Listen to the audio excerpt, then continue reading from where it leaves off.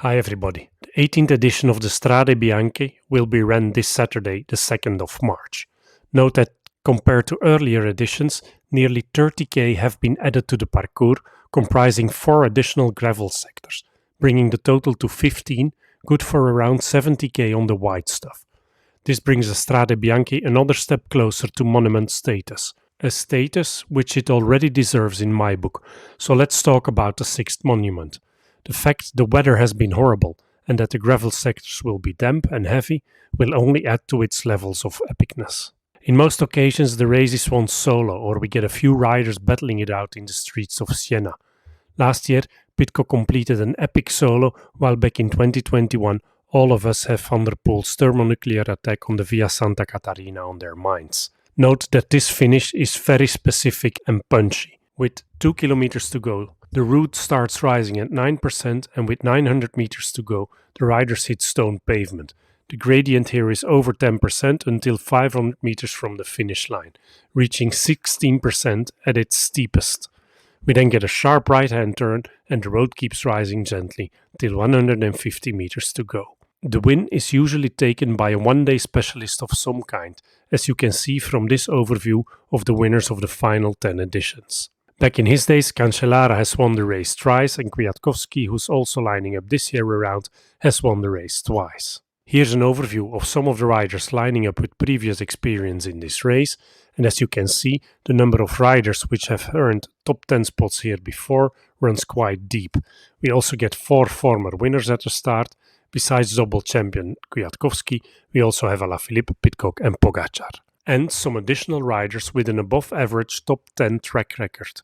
Welles, Formolo, Valter, Bernal, Romain Grégoire and Sergio Higuita are the main ones drawing my attention. Betting odds were not yet available at the time of recording, yet here's the riders to watch in my book, starting with a long list as usual. First of all, we have Alaphilippe at Soudal Quickstep, who was unlucky in the opening weekend, yet as a former winner here, I refuse to rule him out. I still think he's going to silence all critics with a great result in the course of this season. At Ineos, defending champion Pidcock is the main guy to watch. He won last year's edition upon completing an impressive solo. At UAE, it will be all eyes on Pogačar, who's riding his first race of the season and who's lining up here with 2 powerhouses who've already shown their form this season, Isaac Del Toro and Tim Welles, whom I both consider as outsiders for the win. Also, Hirschi is back to winning ways, so you could safely argue this is the strongest squad lining up here.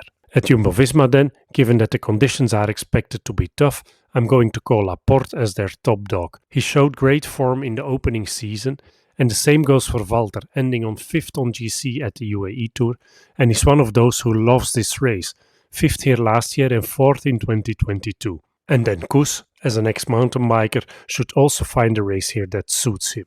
At Bahrain, the reigning gravel world champion will also find a parcours here that suits him, and when he goes bonkers on the descent like Pidcock did last year, well, then we're in for some spectacle. Should you never have seen Mohoric descending on the gravel worlds, go and check it out now. He's going sideways on every corner, epic stuff. He was 6th here on last year's edition, his best result out of 6 starts. At EF you would expect Bettiol for a course like this one, yet he's only managed to top 10 once out of 8 starts, coming home 4th in 2020, so I'm not gonna call him, even though he may surprise, as may Carapaz, Healy or Paulus. Also Higuita and Martinez at Bora are certainly 2 men to watch.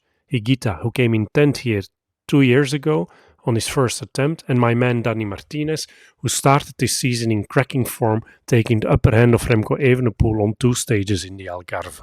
At Movistar, I'm going to call Formolo, twice in the top 10 here out of 3 race starts, with a 2nd spot on his first attempt back in 2020 and 9th on last year's edition. Youngster Romain Grégoire is the one to watch at Groupama in my book, 8th here last year on his first participation, while last year's runner-up Valentin Madouas can of course also not be ruled out. Grégoire seems to be in better form at the moment though. For Israel Premier Tech, De Lantheuns should find a route here that suits him, and it will be interesting to see how the Tour Down Under winner Stephen Williams will do.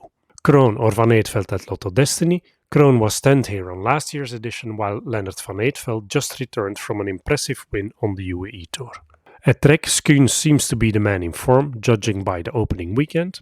Romain Bardet at TSM, the runner-up here back in 2018 and seemingly in decent form. Then I'm also calling Gogol at Alpecin de Koning as an outsider for the top 10. He started here on 5 occasions, out of which he rode into the top 10 twice. And finally, Cosnefroy, who took an impressive win on Jebel Jais and just missed out on GC in the UAE Tour. In terms of stars, Pogacar is my only 4-star favorite. Pidcock, Laporte and Mohoric are my 3-star favorites. Wellens, Valter and Martinez get 2 stars. And finally, Gregoire, Formolo and Cosnefroy each get 1 star. In terms of podium prediction for the 2024 Strade Bianche, I'm going to call Pogacar for the win. He's shown in the past to come into the season in winning form, and there's no reason to believe it will be different this time around. Then I'm calling Laporte in second and Mohoric in third. Thanks for watching and see you soon for my Tirreno Adriatico and Paris-Nice previews.